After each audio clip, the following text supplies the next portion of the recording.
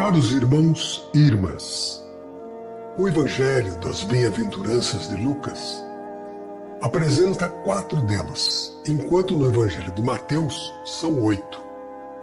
Os que são referidos como bem-aventurados são os pobres, os que têm fome, os que choram, os que são perseguidos. Quem são os pobres? No Antigo Testamento, definem uma classe de pessoas privadas de bens e à mercê da prepotência dos ricos e dos poderosos. São os desprotegidos, os explorados, os pequenos e sem voz, os que são vítimas da injustiça, os que são despojados dos seus direitos e da sua dignidade pela arbitrariedade dos grandes. No entanto, os pobres serão também aqueles que, privados de tudo, põem a sua confiança em Deus e se entregam confiadamente nas mãos de Deus. Deus irá oferecer-lhes o alimento de que necessitam para que tenham vida em abundância.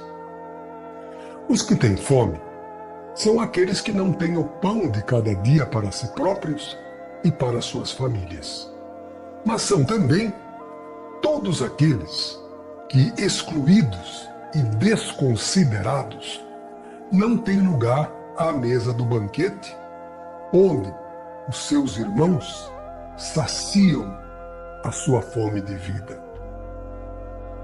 São aqueles que, de qualquer forma, vivem em situação de carência. Deus irá oferecer-lhes o alimento que necessitam para que tenham vida em abundância. Os que choram são aqueles que vivem mergulhados numa dor sem fim e sem remédio. Os doentes incuráveis, as vítimas de todas as injustiças, os que são magoados pelo egoísmo e pela maldade dos seus irmãos. O mundo é para eles um vale de lágrimas, e os seus dias esgotam-se na tristeza e no desalento. Deus irá enxugar as lágrimas amargas que brotam dos seus corações doloridos. Quem são os perseguidos? Lucas utiliza 4 vocábulos para definir aquilo que lhes acontece. São os odiados, os rejeitados, os insultados, os marcados como infames. Eles são vítimas da intolerância e do desprezo dos seus irmãos por causa das suas convicções e pela forma acolhem o Evangelho da verdade. O seu sofrimento coloca-os na linha dos profetas. Mas Deus irá dar-lhes razão e os fará triunfar sobre os seus detratores.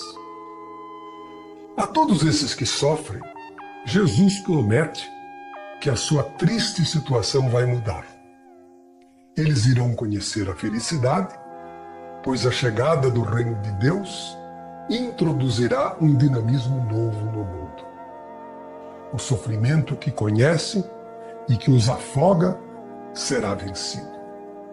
Através da ação de Jesus, Deus vai proporcionar a todos os seus queridos filhos o encontro com uma vida nova e plenamente realizada.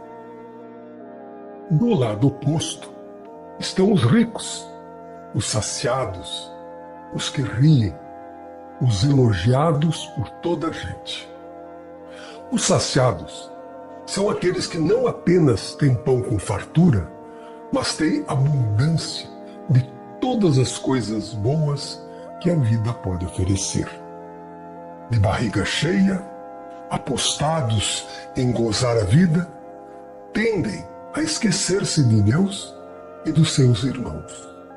Acham que a fome do mundo não lhes diz respeito Os que agora riem são aqueles que vivem permanentemente em festa e zombam das lágrimas dos seus irmãos.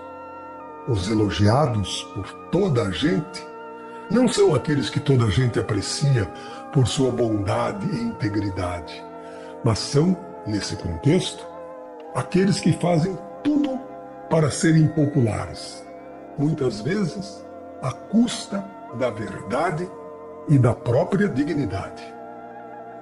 No discurso das bem-aventuranças, Jesus inverte completamente a escala de valores que predomina no nosso mundo. Segundo Jesus, os ricos, os que são admirados, os que parecem ter tudo para serem felizes, podem falhar completamente na construção de uma vida com sentido. Enquanto que os pobres, os pequenos, os que nunca obtêm reconhecimento social, os que o mundo despreza e cataloga como fracassados, são, aos olhos de Deus, os vencedores, os que terão condições para construir uma vida feliz e plenamente realizada. A lógica de Deus está infinitamente distante da lógica que comanda o mundo e os homens. As bem-aventuranças também nos dão a conhecer o coração de Deus. Mostram-nos que Deus sempre teve e sempre terá um fraquinho pelos pobres e desprezados. Não porque eles sejam melhores e mais santos, mas porque necessitam, mais do que os outros, de ser acompanhados e sustentados pelo amor misericordioso de Deus. Assim seja.